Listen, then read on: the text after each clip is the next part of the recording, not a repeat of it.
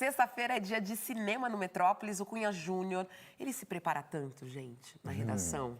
A gente fica observando, ele pegando todas as referências para vocês escolherem os filmes. E estamos aqui, Cunha Júnior. Desde o início da semana, já fico antenado de olho para ver o que vai estrear no final de semana. E a gente vai começar com um filme com a Susan Sarandon, que é uma atriz maravilhosa, não é? Claro. O filme se chama A Intrometida. Ela faz uma mãe super protetora, que recém perdeu o marido, e para resolver a questão do luto, ela pega aí no pé da filha, né?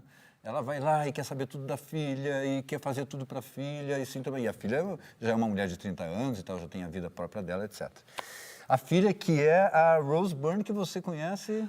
É de um seriado que eu assisti que chama Damages. Damages, exatamente.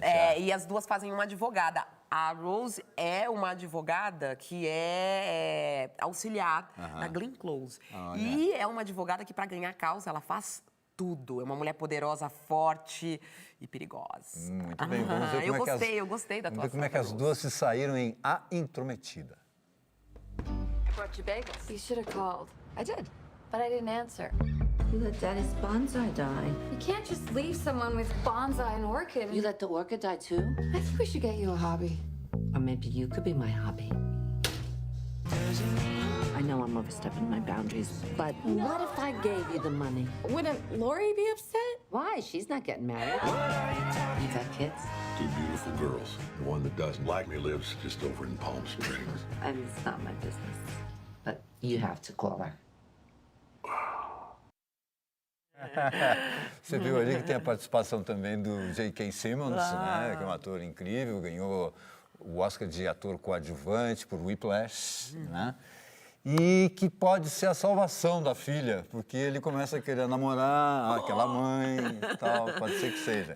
Pode parecer, as pessoas dizem, pô, mas esse filme parece meio comédia, meio nananá. Mas olha aqui, ó, ele foi selecionado para o Festival de Toronto, foi selecionado para o Festival de Tribeca e ganhou 84% de críticas positivas num dos sites mais renomados dos Estados Unidos. Entendi. Então, porque você tem razão. Olhando o clipe assim, parece uma coisinha meio água com açúcar. Mas não é, não. Com a Susan Sarandon. Exatamente. Que completa 70 anos agora em outubro.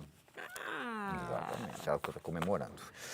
Vamos agora para um filme mais denso, se chama Os Cavaleiros Brancos. É uma coprodução franco-belga e que foi inspirada em fatos reais. Inspirada. Não é baseada quando mais ou menos eles tentam fazer exatamente como foi. E a inspirada não, eles dão uma modificada. O ator francês Vincent Lindon, ele faz um presidente de uma ONG que quer resgatar crianças órfãs que são vítimas de uma guerra civil num país africano. A ideia, basicamente, é sequestrar essas crianças, colocá-las num avião fretado e levá-las para a França ilegalmente, onde elas vão ser adotadas por famílias francesas. Aí o diretor deixa em aberto para que cada um de nós pense se acha que isso é correto. Será que pode-se fazer isso? Será que essa é a solução? Essa é a solução de sequestrar crianças de um outro país, levar para o seu país de origem? Ele coloca assim, será que não é uma espécie de um meia-culpa dos franceses, dos europeus de uma maneira geral, pelo que eles já fizeram contra os africanos, os africanos na época do colonialismo, etc. e tal, mas o diretor deixa em aberto, entende? Ele não faz um julgamento dizendo é isso ou é aquilo. Mas essa reflexão está presente. A reflexão está presente, mas ele coloca para a gente pensar. Entendi. Se a gente concorda com isso ou não. E isso aconteceu realmente. É baseado num fato, inspirado num fato real. Estou pensando, Cunha, não sei o que eu vou falar, estou pensando. É complexo, é difícil mesmo de pensar. Porque aquelas crianças estão lá, não tem pai, não tem mãe, e estão lá no meio de uma guerra civil. Imagina, assim, um país africano numa guerra civil, e aquelas crianças não têm. Agora, isso dá direito de sequestrar? E levá-las ilegalmente para o seu país? Que consequências terão, né? Que consequências, exatamente. Essas crianças estão preparadas, querem ir ou não? Enfim. Vamos para um filme brasileiro agora, que foi premiado, que é de um diretor muito conhecido nosso aqui, frequenta os nossos, Nossos bancos aqui, que é o Cristiano Burlan, né? Conhecido diretor, ficou muito famoso já com um dos primeiros, pelo menos, documentários dele, que é Mataram Meu Irmão, né? E por filmes experimentais como Hamlet. Agora ele faz um outro filme experimental que foi premiado no Festival de Brasília, que se chama Fome, com Jean-Claude Bernardet. Olha só, mas aí temos aquela linguagem híbrida do Burlan entre documentário e a ficção? Ele faz a ficção, que aí a gente está vendo o Jean-Claude, que ele faz um morador de rua, que foi um ex-acadêmico, como o próprio Jean-Claude, né? Um ex-acadêmico, tipo assim, da USP, né? E que opta por ir morar na rua, viver na rua, como a gente está vendo aí, essa belíssima fotografia. E eu não estou aqui falando belíssima fotografia, como você sempre fica dizendo sempre que você está falando da fotografia, mas o filme é bom mesmo ou é só a fotografia? Não, o filme é bom, o filme agradou demais em Brasília. Jean-Claude ganhou o primeiro prêmio dele de melhor ator. E tem depoimentos, como você mesmo salientou, de moradores de rua reais, dizendo do que é morar na rua e por que eles querem morar na rua. Agora, Jean-Claude está completando, nesta semana, ele ganhou de presente a estreia do filme, ele está completando 80 anos. E eu falei com ele esta semana e ele falou para mim assim, olha, eu queria entrar na longevidade, como eu estou entrando, se eu soubesse me reinventar. E ele disse, eu estou conseguindo me reinventar, porque tinha sido um acadêmico e agora escrevo roteiros e sou um ator. Nunca imaginei ser ator e agora sou um ator e premiado, inclusive. Né? Que bom, né? Muito legal. A gente tem que saber se reinventar, né? Exatamente, sempre, né? Não precisa chegar lá... Não precisa chegar aos 80 nem aos 70. Exatamente. Mas o Jean-Claude, ele se propôs isso, né? Bom, agora vamos... É difícil falar, viu? Porque os fãs vão cortar minha garganta. Ih, vai falar mal. Eu estava numa expectativa muito positiva em relação a esse filme. Eu queria ter gostado desse filme, mesmo fãs. Cunha Júnior. Não briguem comigo, porque eu queria ter gostado. Eu entrei querendo gostar de Esquadrão Suicida. Deixa eu falar mais ou menos. É um filme super aguardado, porque é da DC. É um filme que reúne vilões. É uma agente americana que convoca vilões para uma determinada missão. Entre os vilões estão, assim, Pistoleiro, Arlequina, Crocodilo, Capitão Boomerang. E não está mas aparece no filme o novo Coringa feito pelo Jared Leto, que também existia uma grande expectativa, né? Vamos ver algumas imagens.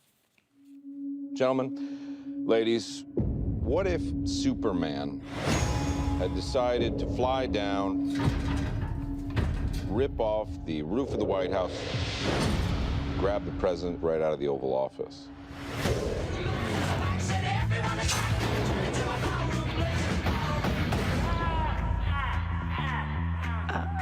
Not good. Don't forget, we're the bad guys. São vilões que vão salvar o mundo? Mais ou menos isso. Mais ou menos isso.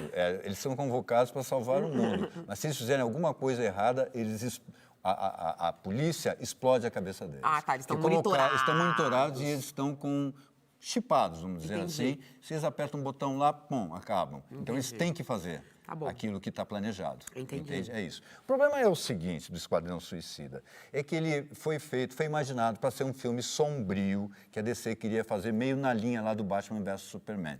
Acontece que a Marvel tem investido e tem dado certo, a Marvel que é a rival, né, em filmes mais soltos, mais brincalhões, tipo Deadpool, por exemplo, que deu super certo, né? E os filmes mais recentes dela sempre tem brincadeiras, como O Homem-Formiga e tal. E eles aí ficaram super preocupados e resolveram trocar no meio do filme o tom do filme, que era sombrio, quiseram fazer brincadeira. Não deu certo, pronto. Ficou uma colcha de retalho que não vai nem para um lado nem para o outro. O que deve ter de piadinha e tiradinha. Nada a ver. E o que fizeram de pior ainda, cortaram quase que tudo do Coringa, que estava sendo muito esperado, o Jared Leto, que foi um cara que usou o método, né? Aquele método de imersão no personagem, e aparece muito pouco.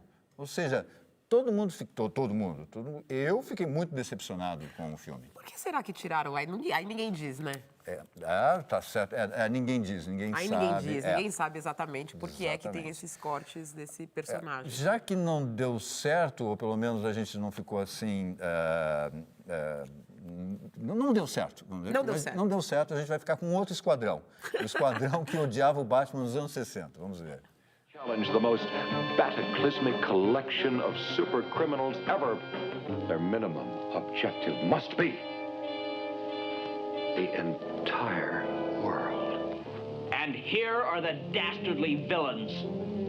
The Catwoman. Oh, you're going to see the perfect crime when I get Batman in my claws. The Joker. Have you heard this one? It'll kill you, Batman. The Penguin. The Riddler. Question. Who's going to make the feathers fly and knock Batman and Robin out of the sky?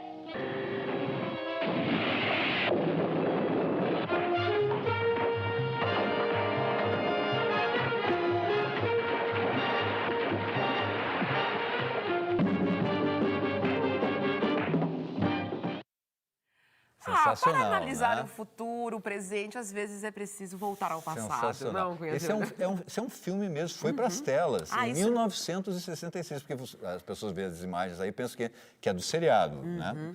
E claro que houve aquele seriado famoso nos anos 60, com Batman, com todos esses vilões aí.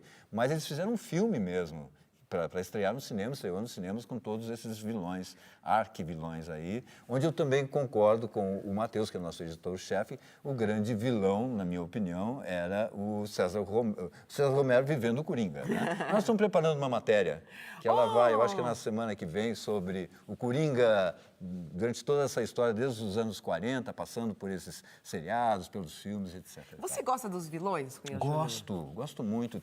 Um filme tem que ter um bom vilão.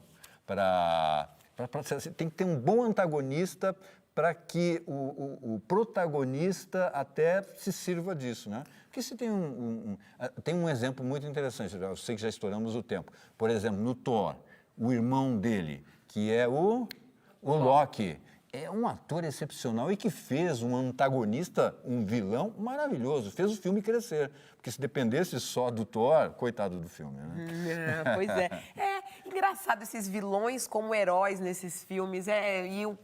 Que antagonismo que se tem aí, né? Porque tem outros vilões que eles têm que combater. Tem outros vilões que eles têm que combater. Exato.